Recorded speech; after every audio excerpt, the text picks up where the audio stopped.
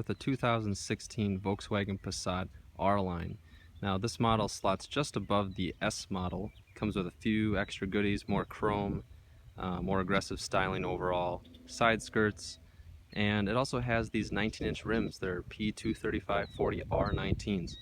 It is just a little breezy today, and I hope that I'll be inside the vehicle for most of this review, so there could be a little bit of wind noise, but not as bad as I've experienced before. So stepping around the vehicle, you can see they have aggressive H-rated tires. They're Continental Conta Pro Contact, so kind of your normal all-season tires. But the styling looks, pretty aggressive for a family sedan. It looks really elegant, especially in this Fontana red color.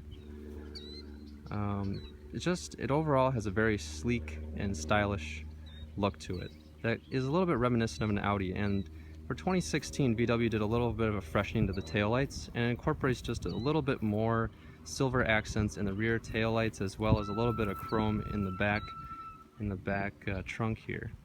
It also has the TSI badge denoting the 1.8 liter turbocharged direct injection engine that this vehicle has. A little bit of chrome on the bumper there, one exhaust tip on the driver's side. So let's take a look inside the vehicle now. The moment you step inside the vehicle, you notice that this car has very solid doors. In fact, just by barely even touching the door here, it closes softly. Perfectly, actually. Very solid feel to it. And this R-Line has chrome plates on the door sills, which is a nice touch. So it's a little bit of an option that also comes with the car.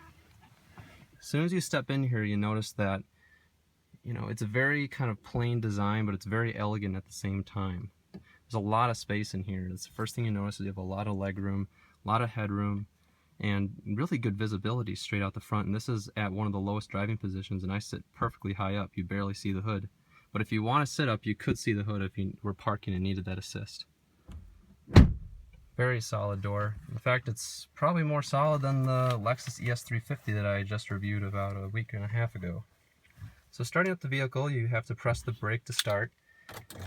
And you turn the key, apply brake to start. If you end up turning the key and not pressing the brake, you just press the brake and it'll crank right up. I'm going to turn on the AC just a little bit here. It's a little bit of a warm day. High temperature today was about 90 degrees. Overall, this car has a very, very pleasing feel to it. You have your headlight controls over here, mirror controls and door locks, and auto up and down for both the front and rear passenger and driver's side windows in the vehicle, and a lock right there as well, and a really solid door handle. This thing feels really solid. Doors feel really solid, really soft padding up here on the dash. You have this mirror right here. It creates somewhat of a blind zone, but it's not too bad. Overall visibility is excellent in this car with really thin A pillars, and B pillars are really thick, but it doesn't really create much of a blind spot. And the rear visibility is actually quite good out of the car. You can see out the back really well. And when you're in reverse, I'll shift to reverse here, you have a standard backup camera that is actually very sharp too. It has guidance lines, but it doesn't have any sensors to tell you when you're getting close to an object. You have to look down in order to know if you're getting close to an object. But it's also wide angle, so you can kind of see if cars are coming by when you're in reverse and you're in a tight parking spot. Overall storage is quite good in this car. I believe some models had a little bit of a door that opens up right here if you needed extra storage in this area, but this car does not have that. This cap is missing off of this car. Not sure, I just received the car without that missing cap there. Normally there is a cap to cover the 12-volt outlet. And you also have a USB port right here, which is new for 2016. You don't have to use any cords or any special plugins for your iPhone or Android device. Down here you don't really have any switches in this area. I think that's for more expensive models. In fact, most US models won't have a lot of buttons in this area, even though this car is built in Chattanooga, Tennessee, so in the USA. Your emergency brake right here, I haven't actually used it, but feels very solid. Stays right where you want it. Cup holders are not covered like the early 2012 models had. The 2013 started to go away from that. Really big cup holders though, they fit all sorts of cups and other items in there, so you're not going to have any issue fitting your 44-ounce gas station soda in there. We have a little cubby here that, you know, you could probably fit a cell phone like that in there, but it's just like kind of a change holder. Has a little bit of a lining to it, just like the cup holders do. Really solid armrest. It's not the most comfortable, but it is, I think, leather padded here, so it's high quality. You have a felt lining at the bottom of this big storage cubby here. You can't really fit a purse, but you got a 12-volt power outlet, and I don't know, it could fit a lot in there itself.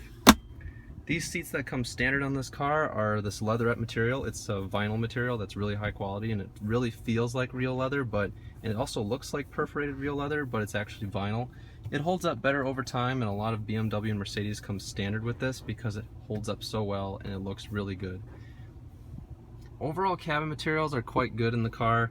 The whole dashboard here is one piece and really soft, so it has a very solid feel. However, it is hard plastic up here, whereas the B6 Passat, this part up here was actual soft padding. So what else have we got? This is just plastic right here, plastic looking chrome trim. It would say Fender up here if you had the optional Fender sound system, which is quite good as well. It's actually one of the best in the mid-size segment for vehicles under $35,000.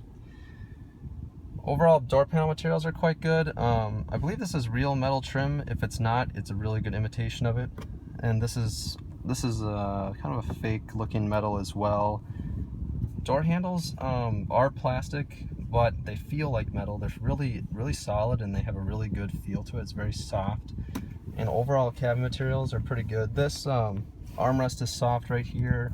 Door panels are hard, however, right here. This feels really solid, and it's kind of nice just having it being hard and not being a soft padding, because it feels more solid that way. You have your trunk release right here, and the trunk will go all the way up, and I'll show you that in a little bit. You got another storage cubby right here that has a built-in coin holder down here, so you can fit different coins in there. That'll easily fit a cell phone, no problem at all. For your headlight controls, you have your auto mode right here, and you also have your standard lights. If you have fog lights that come on this car as an option, you can just pull out the knob and you'll have your fog lights turn on. This will, at night when you have your lights on, you can dim or brighten up the gauge cluster a little bit so you can see it better, or if it's too bright at night, you can dim it. This is a lot of space over in this area. In fact, the steering wheel is slightly offset to the right, and I'm pointing the camera straight ahead so you can see it's like maybe a 1/4 of an inch set off to the right. It's hardly noticeable in regular driving. In fact, I didn't notice at all when I first drove this vehicle a couple years ago, but it is slightly offset to the right, so that usually isn't a problem though. Let's take a look at the radio controls here. So this is the standard touchscreen that comes with the vehicle. This doesn't have Apple CarPlay, it just is a standard VW touchscreen. But it's actually pretty quick. When you press the power button actually, it'll never perfectly line up because the power symbol turns with the volume knob. So wherever you left the volume last, your power symbol will be pointing that direction. So when you turn it on here, I have it in aux mode because you can plug in your aux jack right here, or you can use the USB right there, you can plug it in there. But you have your AM FM right here. You have your media devices right here. You can select aux, or you can do Bluetooth audio. You would press it twice because you can do Bluetooth audio in this wirelessly from your smartphone. You can select your different devices here, aux or Bluetooth audio, or if you have an SD card, which the slot is right here, you can put an SD card in. You have a CD player as well as the USB option, so if any of those are plugged in, then you can select those options. And if you're playing a song at any time, you can just press this information button, and normally it'll show you the information on the song that you're playing. This right here, you can remove your device safely, kind of like a Windows computer where you eject something, or a Mac, if you put it in the trash can, you eject like a drive or something. It's just the same here. You select your device, you want to eject it safely. Usually it's not a big issue if you just unplug it anyway.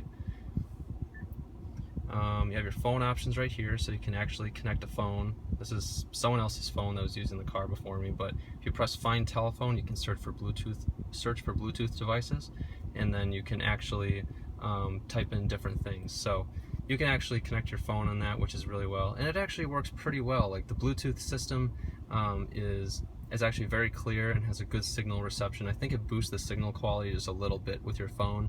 Overall sound quality is quite good.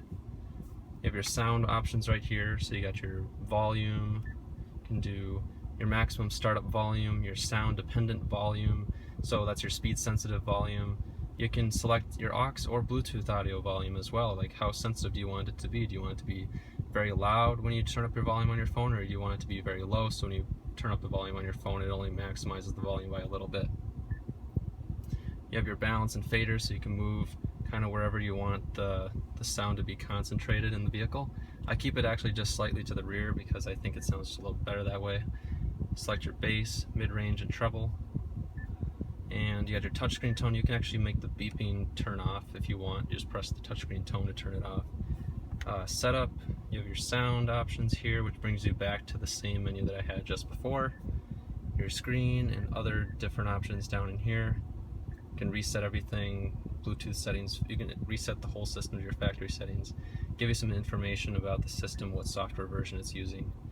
And you can eject a CD player using that button there. In the glove box, it's pretty big. You actually have your owner's manual up here. There's a little lip, so like if you try to pull it out, it won't come out until you like push up and then pull it out this way, because there's a little lip that keeps it from falling out. So it's kind of handy, keeps it really secure in there no matter what. Very big glove box actually, and you also have your tire pressure monitoring reset button there and your trunk lock button right there too. And also, what I also noticed is you also have in both the front storage cubbies and the front doors, you got really good storage right here. Map pockets are really big. You have your controls right here on your steering wheel, so you can kind of cycle through different options on here. I'm on 469 miles on this tank of gas, and I haven't filled up yet. I've been averaging about 500 miles a tank, which is about 31 miles to the gallon, and that's really impressive. Overall fuel economy, I've been averaging about 31, I think. Yeah, 31.2 is my average, and I've driven this car about 2,000 miles in the last 7 days. So it's been very fuel efficient. The best I've gotten was 37 miles per gallon on the highway, just going 75 with the cruise control on for about 200 miles, and that was really impressive. It usually overestimates by about a mile per gallon and a half, so I was really getting about 35.5 going 75 miles an hour, but I had the air conditioning on and a full tank of fuel, so I mean, and luggage in the trunk. So overall, the fuel economy is really, really impressive for this vehicle. And it's no slouch either. The 1.8 liter direct injection engine is very quick and has very minimal turbo lag. The brake pedal modulation is a little bit weird. The brake pedal feels a little spongy at first, and then it grabs suddenly, and as you come to a stop, you have to let off the brake a little bit because it gets a little touchy toward the end of its travel, so you'll come to a stop really fast, even when you're just trying to brake softly. So that's a little bit of a complaint. It also rises back slowly. If I press the brake pedal down here, you'll notice that it returns a little bit slow, so it gives you a little bit of a comfort-oriented acceleration once you let off the brake and you hit the gas, so you're not snapping people's necks when you're trying to accelerate from a stop. Side mirrors are very large in this vehicle. I think they're the perfect size. They don't block your view in the corners, but they also are big enough to see everything you need to worry about. You have a sunglass holder right here that is big enough to hold everything that you can think of for sunglasses. And then you also have your vanity lights right here for both the driver and passenger side. And then up here you have non-lighted vanity lights, so that's kind of an omission that I wish VW would have. You have damped grab handles all the way around the vehicle, including the driver's side right here, so that's pretty nice. Let's take a look in the back seat. See if we can focus the video a little bit better here. Alright, perfect. Make sure the doors are unlocked. Very solid door. Stepping into the back seat, you'll notice an immense amount of legroom. In fact, this vehicle has, I believe it's like 39 inches of rear legroom, and I'm 6 feet tall, and I mean, look at how much legroom there is there. That's like a foot, almost a foot of legroom. You can easily cross your legs. This is a little bit roomier than the Lexus ES350 that I previously reviewed. You also have the same controls as the front door, and you also have soft touch materials up here on the windowsill. So you have your power locks right here, the lock symbol right there, so you can kind of lock and unlock all the doors from any seating position in the vehicle. You have soft touch padding right here and auto up and down for the rear windows as well. Grab handles, and also you have a dome light right here. And back here you have pull down armrest with cup holders. There is no pass-through, unfortunately, so you can't fit long skis in this vehicle, but from the trunk you can fold down the rear seat, and I'll show you that in a bit. There are no rear seat vents right here. I believe the upper trims like the VR6 engine provides the rear seat vents as an option. For some reason, I think the 2013 to 2014, 2015 models had the vents here in the SE trims. So I think if you go up one trim level from this R-Line, you will get the rear seat vents here for ventilation. But overall, head and legroom is really impressive, and the seat comfort's really good itself. It has really good thigh support. My knees are not up in the air. You can cross your legs easily, and this is a really excellent road trip car. So let's take a look in the trunk now.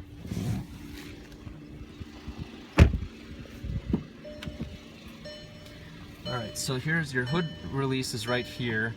Your trunk is right here. And it lifts up immediately even before you get around to the back of the vehicle. Back here you have a huge amount of room. I mean, if you step back, you have a huge amount of room. Like, the opening's really big. It's a very deep trunk, and it's also very long. If you want to fold down the rear seats, you got to pull this right here. Just pull that, and then you got to push on the back of the seats in order to make them fall down. So if I open up that one, you can hear a little click, but you got to go back around the vehicle, and then you got to push the seats in order to make them fold down correctly. You do have a full-size spare tire in this car, which is a really rare thing now in this class. And what's nice is that this is perfectly designed, so this cover here, when you pull it up, it like hooks right onto this weather stripping right there, so you can easily access your spare tire if you're on the side of the road.